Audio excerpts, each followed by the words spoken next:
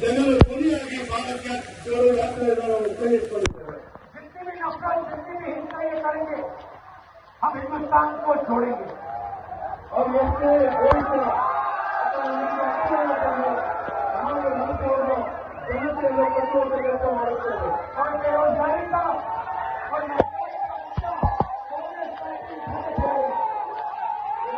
ಸಮಸ್ಯೆ ಮತ್ತು ಜನರ ಸಮಸ್ಯೆಗಳ ಕಾನೂನು ಪಕ್ಷ ತನ್ನ ಎಲ್ಲ ಬೇಡಿಕೆಗಳನ್ನು ತೆಗೆದುಕೊಳ್ಳುವುದಿಲ್ಲ.